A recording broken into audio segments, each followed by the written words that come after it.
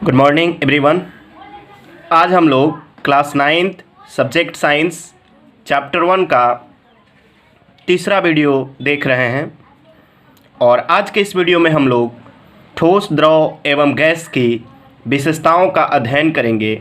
अगर आप इससे पहले की 2 वीडियो को नहीं देख पाए हैं तो उसको अवश्य देख लें ताकि ये वीडियो समझ में आ सके। तो हमने यहाँ पर एक चार्ट बनाया है। यहाँ पर गुण लिखा गया है।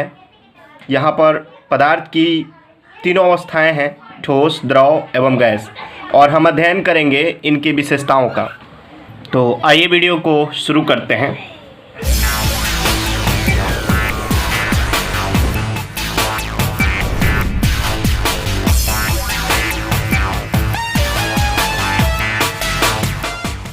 आज हम लोग पदार्थ के तीनों अवस्थाओं के गुण के बारे में अध्ययन करेंगे। पहला नंबर गुण है आकार। तो पिछली वीडियो में आप लोग समझ चुके हैं कि ठोस का आकार जो होता है वो निश्चित होता है,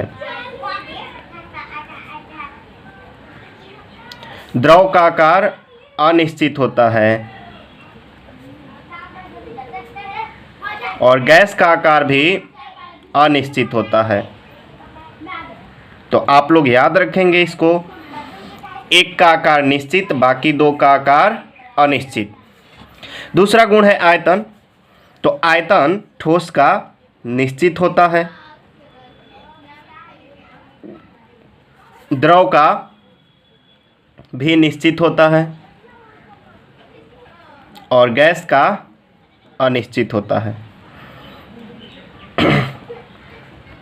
अब इन दोनों विशेषताओं के आधार पर आप ठोस, द्रव या गैस की परिभाषा दे सकते हैं। कैसे परिभाषा देंगे? तो आप बोल सकते हैं कि वह पदार्थ जिसका आकार और आयतन दोनों निश्चित होता है उसे हम ठोस कहते हैं, या फिर जिस पदार्थ के आकार और आयतन दोनों निश्चित होते हैं उसे हम ठोस कहते हैं। ये परिभाषा आप दे सकते हैं। द्रव को भी ऐसे ही इन 2 गुणों के आधार पर परिभाषित कर सकते हैं। जिस पदार्थ के आकार अनिश्चित तथा आयतन निश्चित होते हैं उसे हम द्रव कहते हैं, या वह पदार्थ जिसका आकार अनिश्चित लेकिन आयतन निश्चित होता है उसे हम द्रव कहते हैं।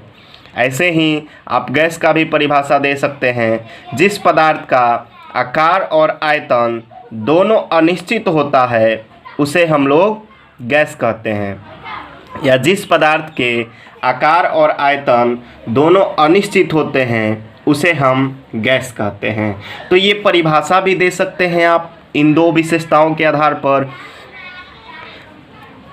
आइए अब हम तीसरी विशेषता की ओर बढ़ते हैं, बहने का गुण। बहने का गुण मतलब आप लोग देखे होंगे कि अगर हम पानी को ज़मीन पर गिरा देते हैं तो वो बह करके आगे बढ़ने लगता है।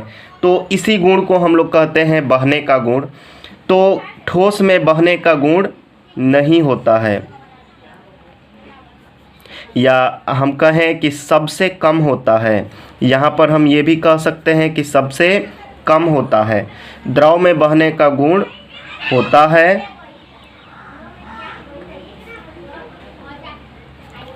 या ठोस से अधिक होता है, ऐसा भी कह सकते हैं। और गैस में बहने का गुण सबसे ज़्यादा होता है। सबसे ज़्यादा होता है बहने का गुण गैस में। आइए अब हम चौथी विशेषता को समझते हैं, अंतरा अणुक स्थान। अंतरा अणुक स्थान मतलब आप समझ रहे हैं अणुओं के बीच का स्थान, यानी कि जो पदार्थ होते हैं वो छोटे छोटे कणों से मिलकर बने होते हैं और उन कणों के बीच के स्थान को हम लोग अंतरा अणुक स्थान के नाम से जानते हैं। तो ये ठोस में जो होता है सबसे कम होता है, सबसे कम होता है, और यही कारण है कि इनमें बहने का गुण नहीं पाया जाता है। द्रव में अंतरा अणुक स्थान ठोस से ज़्यादा होता है, ठोस से ज़्यादा, और गैस में अंतरा अणुक स्थान जो होता है वो सबसे ज़्यादा होता है।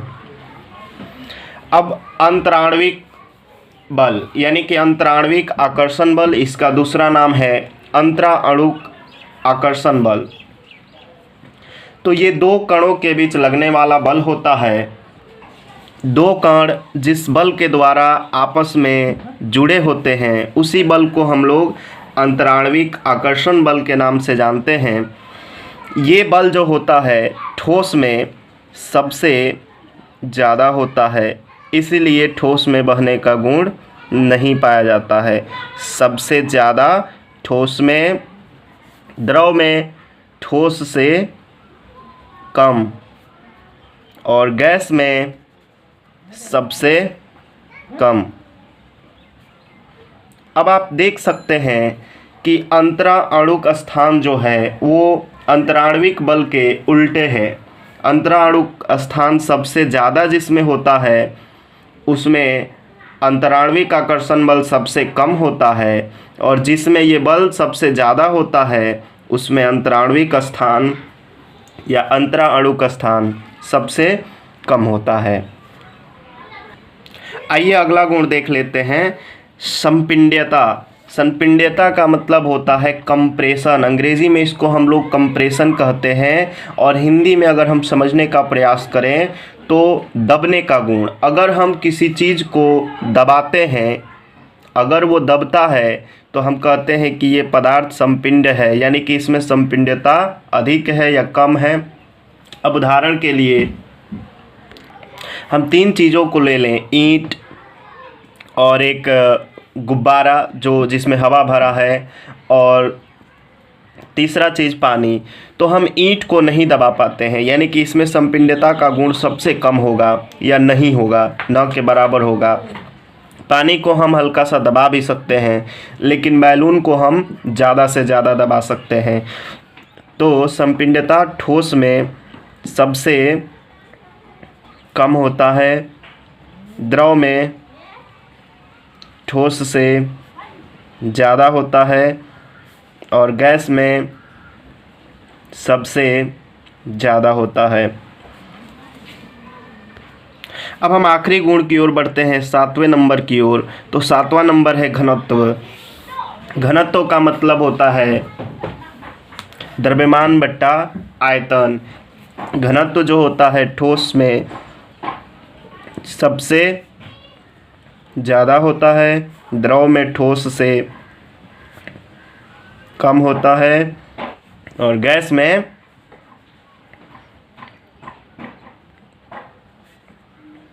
सबसे कम होता है।